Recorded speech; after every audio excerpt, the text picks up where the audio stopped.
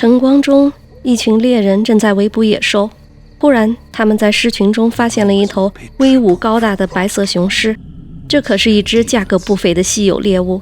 一个男人认为这是埃及战神阿佩德马克的化身，但在利益面前，神都是可以卖钱的。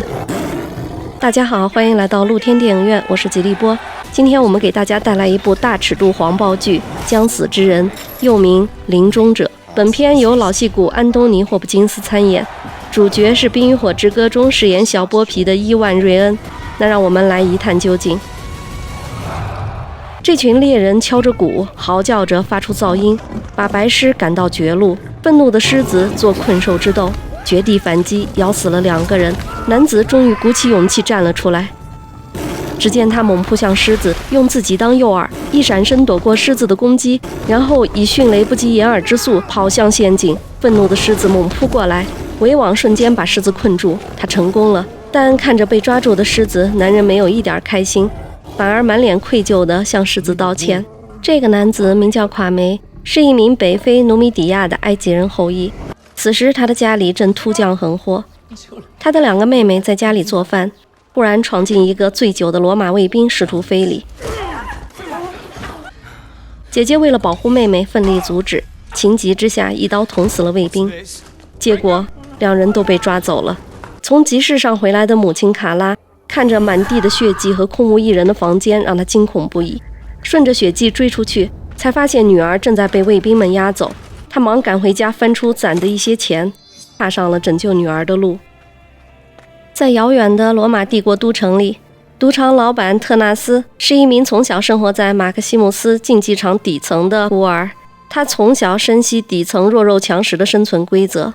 在这个命如草芥的时代里，普通人的奋斗尽头就是成为富翁，而特纳斯利用自己的头脑和手段，成为罗马最大的地下赌场的老板。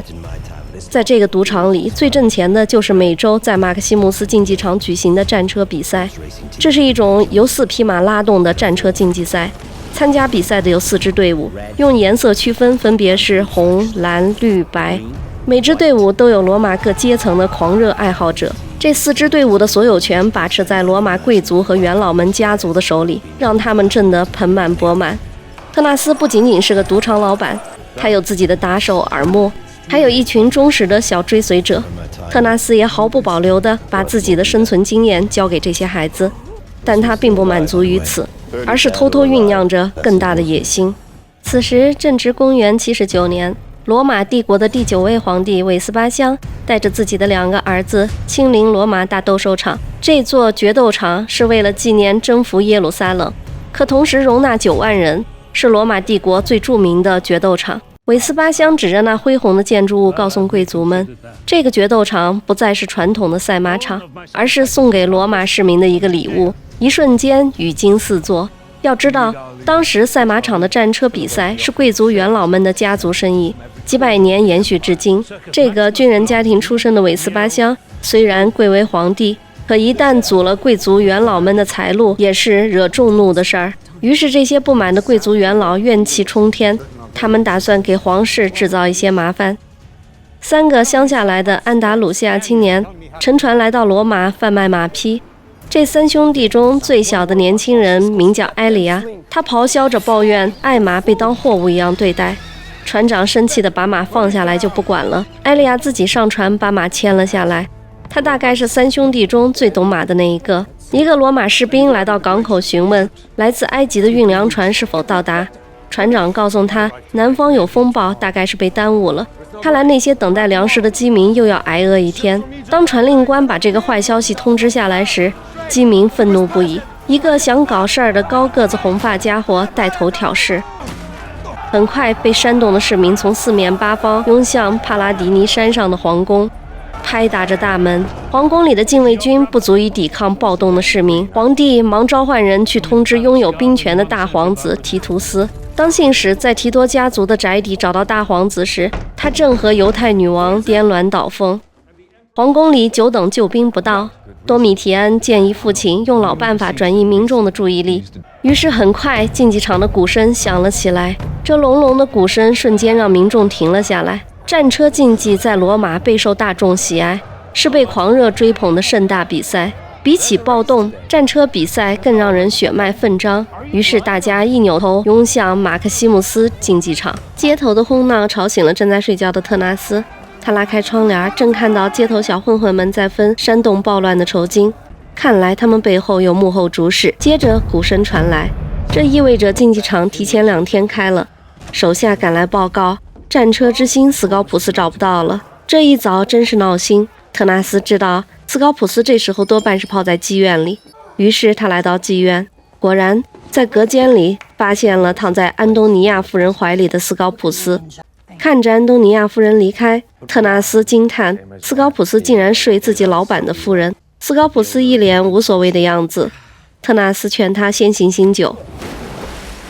在追星市民的追逐下，特纳斯带着大明星斯高普斯回到了竞技场地下。要不是看在斯高普斯缺席的比赛，赌金就会减半，特纳斯才不会来趟这趟浑水。3个贩马的青年正好在地下为自己的马匹寻找买家，可惜人生地不熟的不断被人拒绝和驱赶。当他们看到偶像斯高普斯从身边走过，3人脸上尽是羡慕的表情。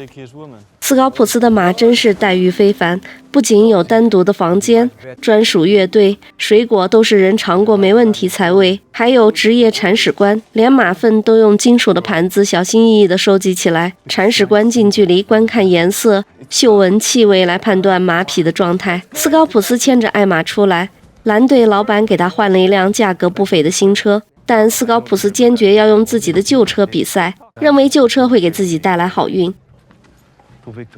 一个有经验的退役老赛手发现了3个年轻人，一听是来自安达鲁西亚的马就颇感兴趣。他是个识货的，安达鲁西亚马是世界上最优秀的马种之一，他表示会帮他们引荐。3个年轻人高兴坏了。决斗场一开始，地下赌场就开始了。斯高普斯的名字一出现在黑板上，赌金瞬间翻倍。就连2皇子多米提安也是个狂热的赌徒，他已经欠了不少的钱，但还是不甘心地安排手下再去下注。这次他认为是白棋获胜。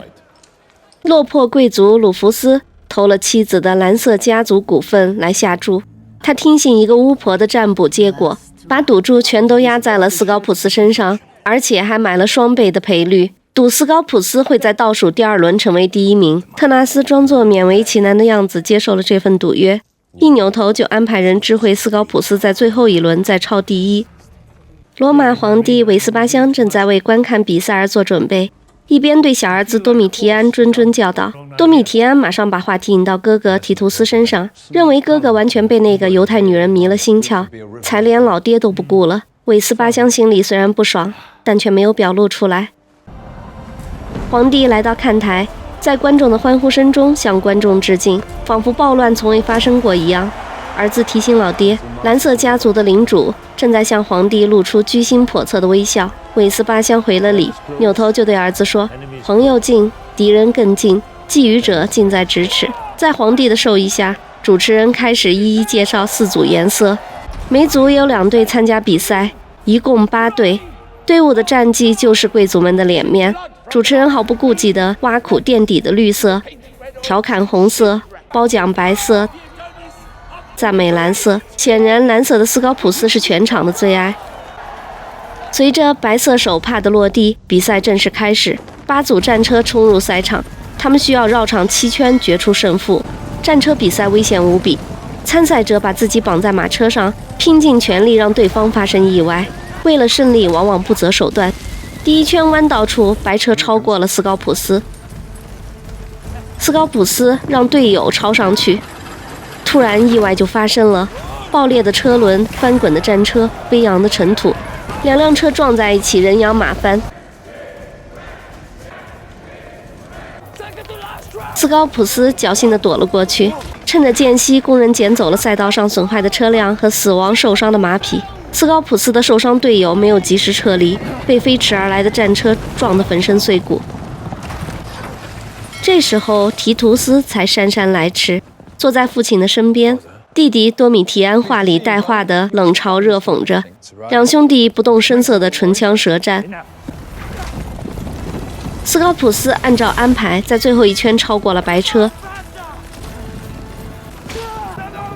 并在最后几秒第一个冲线，再次获得了冠军。落魄贵族鲁弗斯彻底输光了妻子的股份，但他不知道这一切都是阴谋。成功拿到蓝色股份的特纳斯给巫婆一袋佣金，得意地告诉斯高普斯，他们很快就可以有自己的车队了，获得无法想象的权力、地位和尊重。斯高普斯嘲笑他就是异想天开。另一边，韦斯巴乡把儿子提图斯骂了一顿，并要求他赶快把那个犹太女人赶走，这让多米提安开心不已，对赌输了马都毫不介意。父亲对哥哥的态度让他觉得自己离王位继承人更近了一步。被父亲骂了一顿的提图斯灰头土脸地回到了宅邸，他不舍得赶走这个犹太女人，偷偷地瞒着父亲把女人留了下来。这个犹太女王也不简单，他对提图斯的顺从似乎是为了委曲求全的计谋。作为提图斯的手下败将，他需要努力拯救那些沦为奴隶和决斗士的战俘，以及被牵来维修大决斗场的犹太人们，在提图斯身边寻求让自己和国民存活下去的机会。追到黑市的卡拉焦急地寻找自己的女儿们，竟然意外地发现儿子也在这里，而且和女儿们一样成为了囚犯。原来儿子在狩猎回来的路上碰到了妹妹们，救人心切的他不顾一切地想要带着妹妹逃跑，结果被罗马士兵抓住了。母亲观察到强壮的囚犯和奴隶将会送去罗马，瘦弱的则送去挖矿。他告诉儿子，挖矿和决斗士两条路，只有决斗士还有一线生机。他鼓励儿子拼尽全力也要搏一把。果然，儿子因为身材瘦小而被分配去挖矿，他拼命挣脱守卫，利用灵巧的身法以1打3，让奴隶商人大为赞叹，成功地获取了去罗马当决斗士的机会，并威胁带上妹妹们，他才不会自杀。奴隶贩子答应了。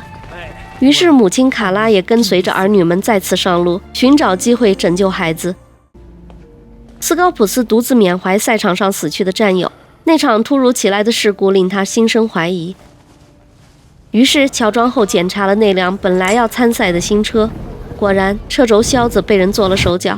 如果当时不是他执意换回旧车，那估计赛场上粉身碎骨的就是自己了。好的，本集剧情就聊到这里。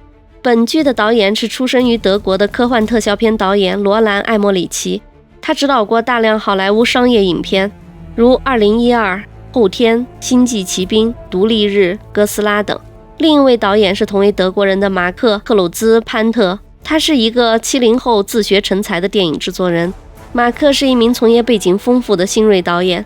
《将死之人》这部剧集改编自丹尼尔 ·P. 曼尼科斯的同名非虚构小说。作为体育记者的丹尼尔描写了一部关于罗马决斗士的小说，并于1960年出版。书中记录着罗马帝国用于观看猎杀动物、猛兽互斗、人与野兽搏斗，甚至是处决囚犯、奴隶决斗的场所——决斗场发生的事儿。在决斗场里，血腥的屠戮让观众倍感刺激。这种嗜血残忍的表演其实是皇帝们拉拢民众展现个人气质的场所。决斗士唯一的生存机会就是在竞技场上击败所有的对手，只有最伟大最受观众喜爱的决斗士才能获得象征自由的木质鲁迪斯之剑，得以永远离开竞技场成为自由民。但事实上，成千上万的决斗士都会在万人围观中被斩断手脚、开膛破肚，命丧当场。鲁迪斯之剑只是一个高不可攀的梦想，能获得的人寥寥无几。总之，在这个力量与勇气、残忍与死亡并存的冷酷之地，